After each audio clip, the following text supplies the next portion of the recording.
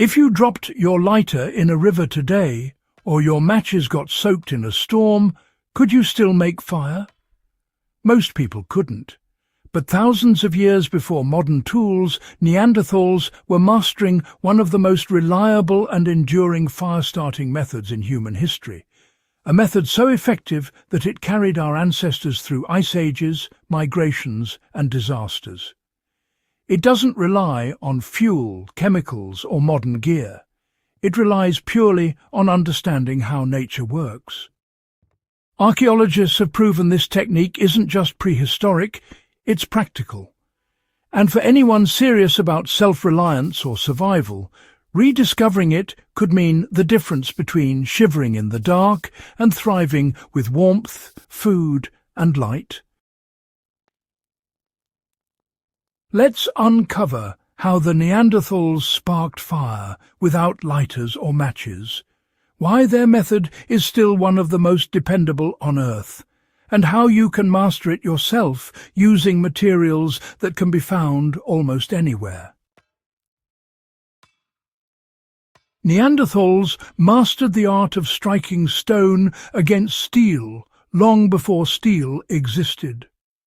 Modern survivalists often talk about flint and steel, but that's a late evolution of an older trick. Neanderthals discovered that certain stones, when struck together with force, could produce sparks hot enough to ignite tinder. Archaeological evidence from sites across Europe shows that Neanderthals used flint, a hard, glassy stone rich in silica, alongside pieces of pyrite, an iron sulfide mineral also known as fool's gold. When flint was struck sharply against pyrite, tiny fragments of pyrite shaved off and oxidized instantly, creating showers of hot sparks. That's right, the fire-starting spark didn't come from the flint at all, but from the metal in the pyrite. It's the same principle that makes modern ferro rods work today, just using natural materials. This technique predates any man-made fire tools by tens of thousands of years. It's been confirmed through microscopic residue found on ancient tools and by experimenters who've replicated the process with authentic materials. For today's survivalist, this means one thing. You can start a fire anywhere you can find flint-like rock and iron-bearing stone. Even without a single piece of modern equipment, this ancient method can generate enough heat to light natural tinder. It's not theory. It's the oldest proven way humans ever made fire.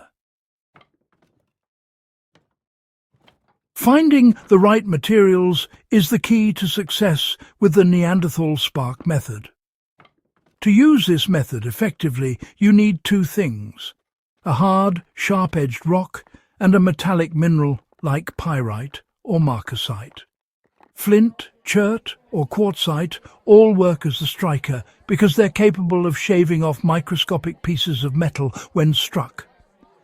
Pyrite, the fool's gold, often found in sedimentary rocks or near coal deposits, is ideal for the spark-producing mineral. Here's how it worked, and how you can do it today. Hold a piece of flint in your hand with the sharp edge facing upward. Then take a chunk of pyrite and strike it downward against the edge in short, sharp motions. You'll see tiny orange sparks leap off, often too brief to see clearly in sunlight. Beneath those sparks lies temperatures of over 700 degrees Celsius, hot enough to ignite dry tinder if it's placed correctly. Archaeologists found that Neanderthals often carried small bundles of tinder with them, likely dried plant fibre, fungus or moss, protected from moisture inside animal hides. The fungus Fomes fomentarius, also known as tinder fungus or amadou, was especially prized. It's naturally fibrous, slow-burning, and catches sparks beautifully. You can find it growing on old birch or beech trees even today.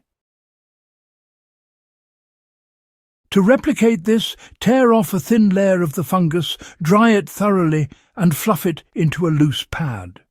When struck with a spark from flint and pyrite, it will smoulder slowly rather than burst into flame, giving you time to blow it into a glowing ember. Once you have that ember, transfer it to a bundle of dry grass or bark fibre, blow gently, and watch it ignite. Fire was far more than comfort to Neanderthals. It meant protection from predators, cooked food for strength, light for tool-making, and warmth for entire communities.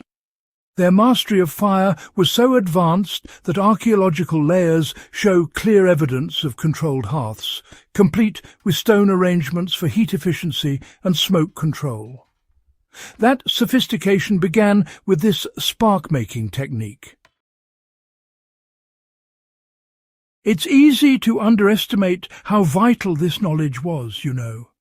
Lighters and matches are conveniences, not guarantees.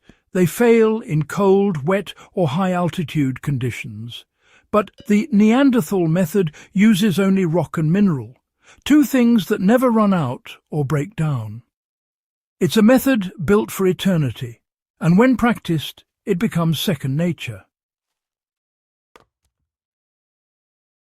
In modern terms, it's the foundation of all spark-based firecraft. The ferrocerium rod you carry in your bug-out bag is a direct descendant of that ancient innovation. Understanding how to replicate it by hand, without any modern alloy, isn't just historical curiosity.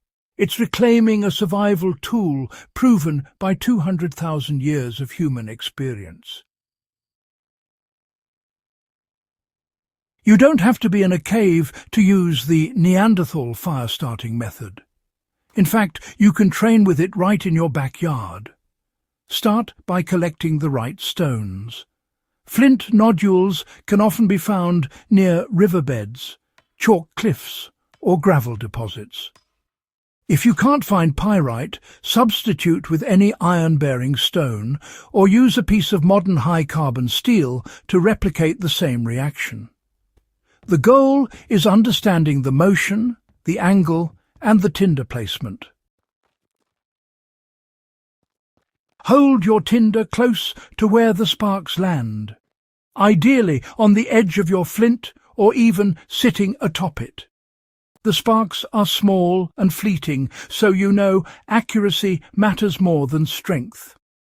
Once the tinder catches and begins to smoulder, nurture it carefully. This teaches patience, precision, and respect for the process. The same lessons our ancestors relied on for generations. If you practice long enough, you'll find you can start a fire anywhere using this method. In damp woods, mountainous terrain, or open fields, it works because it doesn't depend on synthetic materials. And once mastered, it becomes as dependable as any lighter in your pocket. In an age where everything is instant, learning a method that predates civilization is humbling. It reconnects you with the raw skill that built humanity's survival. The Neanderthals weren't primitive. They were practical scientists, testing natural materials until they mastered control over fire. Their spark-striking method is more than a survival trick. It's the foundation of human independence. Every prepper, outdoorsman and history enthusiast should practice it at least once. Not because it's easy, but because it teaches resilience, observation, and adaptability. When you learn to make fire from the earth itself, you don't just gain a skill, you gain confidence that no modern failure can take from you. If this deep dive into ancient firecraft inspired you, subscribe to Backyard Wisdom for more forgotten survival knowledge, hands-on historical insights, and practical skills rooted in the wisdom of our ancestors. Share this with a friend who values real, proven techniques, the kind that have kept humankind alive since before history began.